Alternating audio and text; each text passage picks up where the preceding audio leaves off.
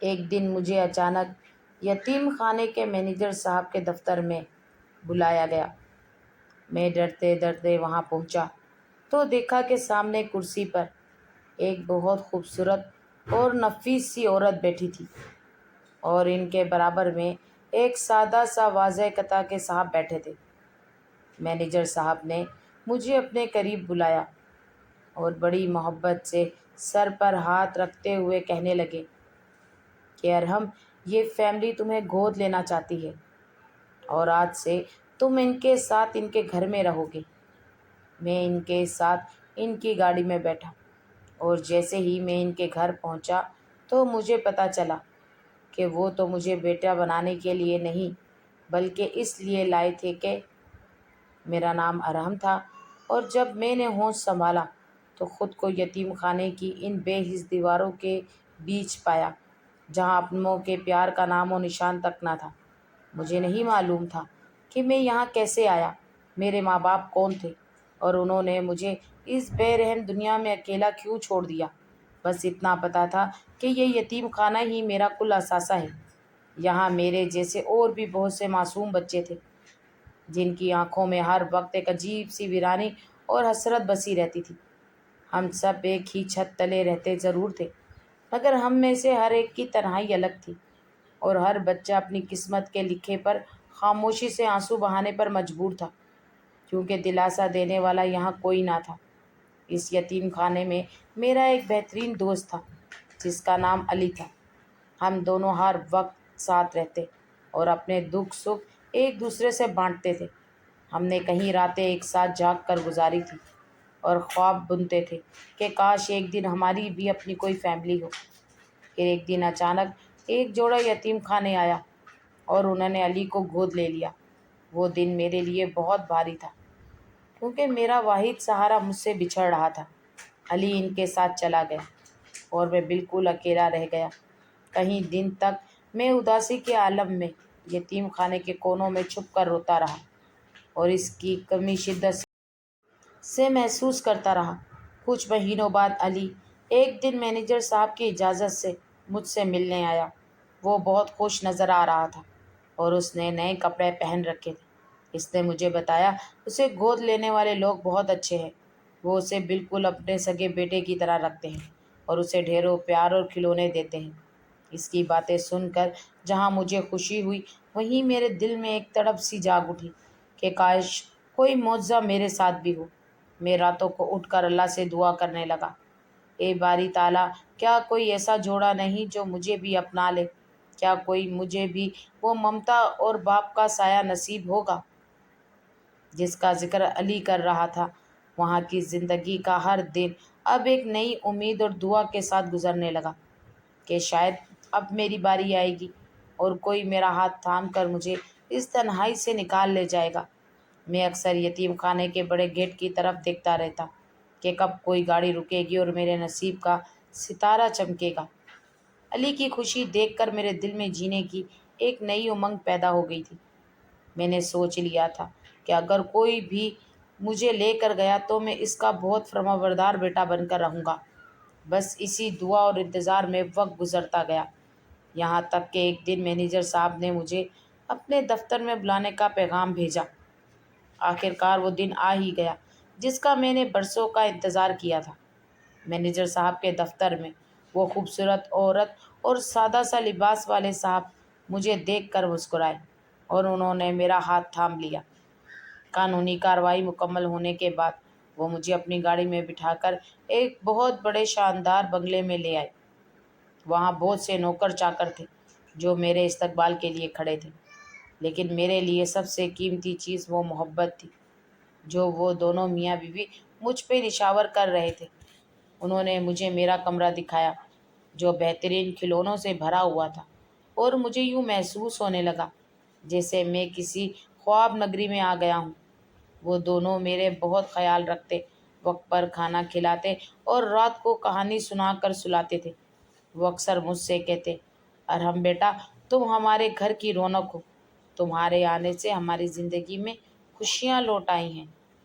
میں یتیم خانے کی کٹھن زندگی کو بھول کر اب خود کو ایک شہزادے کی طرح محسوس کرنے لگا تھا۔ مجھے اس گھر میں آئے ہوئے 3-4 مہینے ہی ہوئے تھے کہ ایک دن میں نے دیکھا کہ گھر میں ایک عجیب سی خوشی کی لہر دوڑ رہی ہے۔ میری نئی ماں کی طبیعت کچھ ناساز تھی، لیکن وہ بہت خوش نظر آ رہی تھی۔ جب میں نے اپنے پاپا سے پوچھا کہ امی کو کیا ہوا ہے، تو انہوں نے مجھے گود میں بٹھا کر بڑے پیار سے بتایا، ارحم، اللہ ہمیں بہت بڑی نعمت دینے والا ہے۔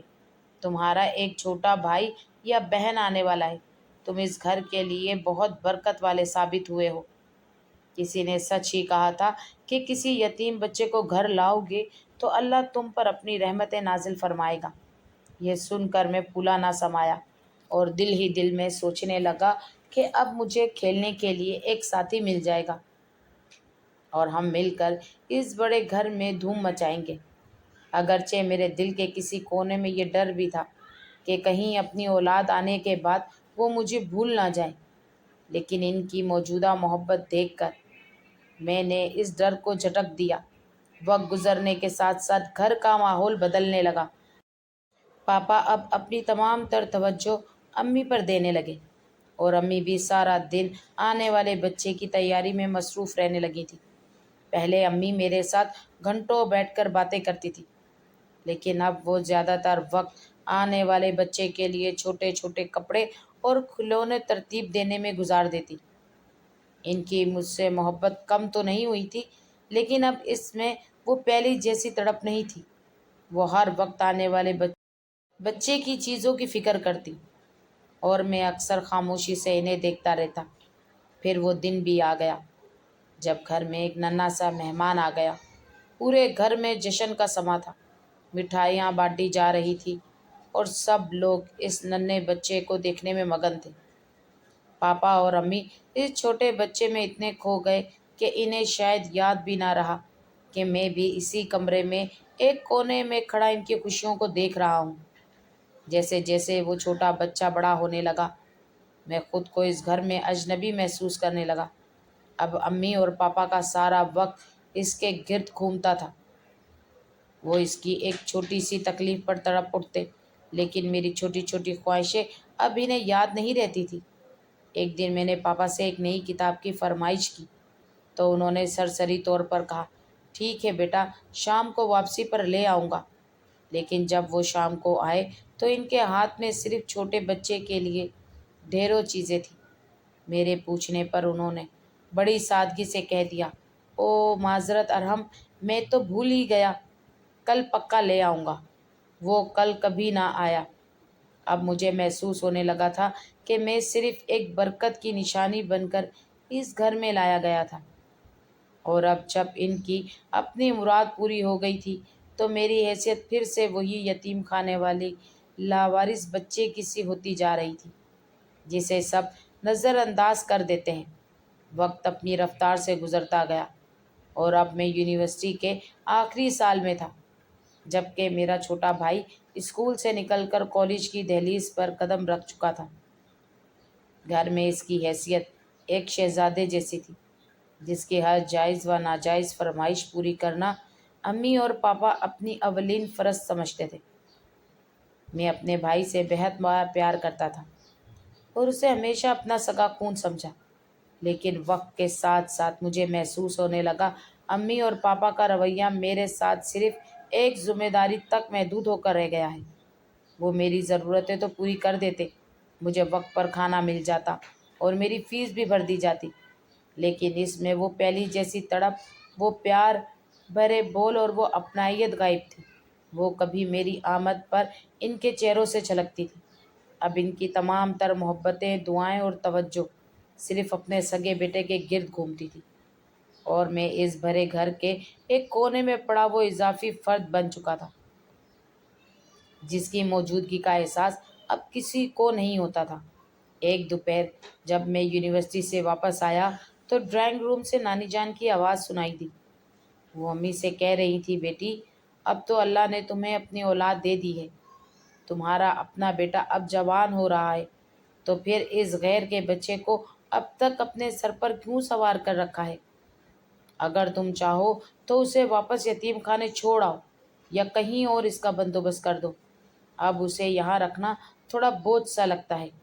نانی کی یہ کڑوی باتیں سن کر میرا دل دہل گیا اور میں وہیں ساکھ کھڑا رہ گیا۔ لیکن امی نے جواب دیا، نہیں امی، میرا اپنا بیٹا تو ابھی چھوٹا ہے، ارحم اب ماشاءاللہ بڑا ہو گیا ہے۔ کل کو یہ یونیورسٹی سے فارغ ہو کر اپنے باپ کا ہاتھ بٹائے گا اور گھر کے کاموں میں مددگار ثابت ہوگا، اس لیے اسے ابھی رہنے دے، میں اسے اس طرح واپس نہیں بھیج سکتی۔ امی کی یہ بات سن کر میری آنکھوں میں آنسو آ گئے۔ مجھے خوشی تو تھی کہ انہوں نے مجھے نکالنے سے انکار کر دیا، لیکن یہ جان کر روح تک چھنی ہو گئی کہ وہ مجھے اب اپنا بیٹا نہیں بلکہ مستقبل کا ایک مفت ملازم یا مددگار سمجھ کر گھر میں رکھ رہی ہیں۔ یونیورسٹی کے آخری سال کے اخراجات بہت زیادہ تھے اور مجھے ایک خاص پروجیکٹ کے لیے کچھ اضافی رقم کی ضرورت تھی۔ پاپا کا رویہ اب بہت بدل چکا تھا۔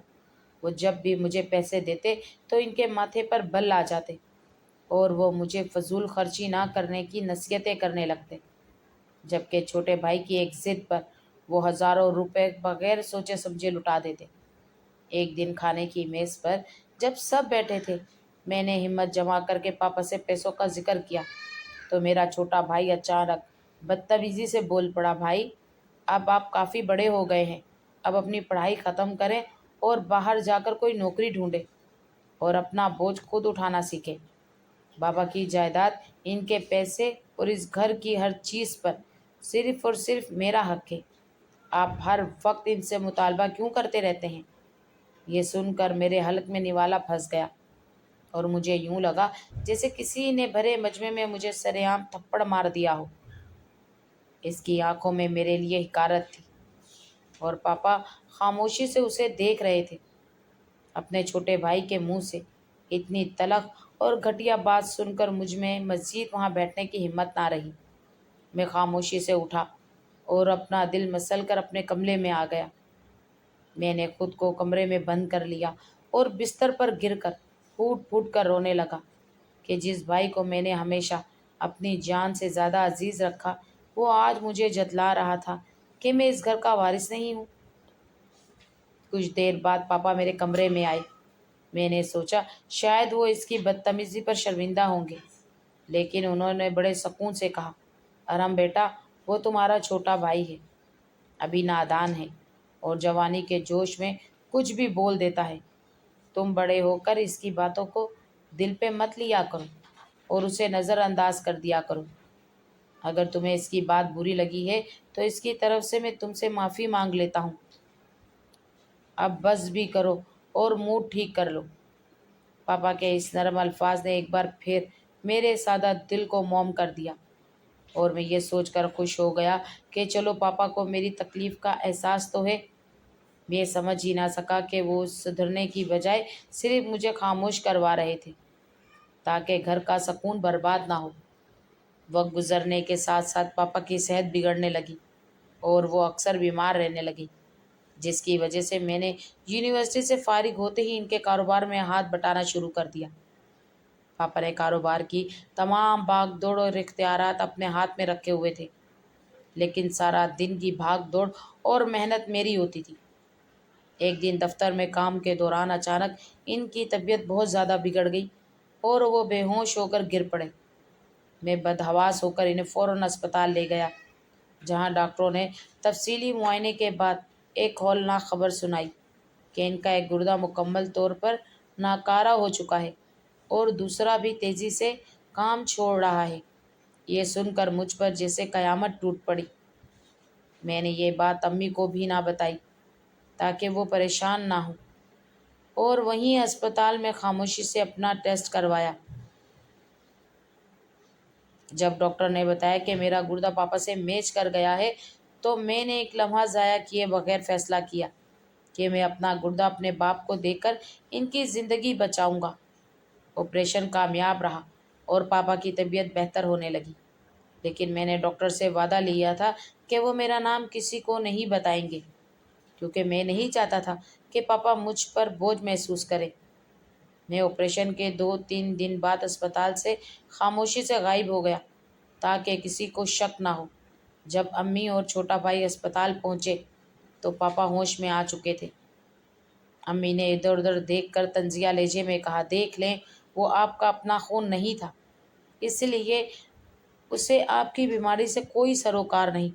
وہ تو اپنے دوستوں کے ساتھ کہیں گھومنے پھرنے نکل گیا ہے، جبکہ آپ کا یہ سگا بیٹا دن رات آپ کے سرانے کھڑا آپ کی خدمت کر رہا ہے۔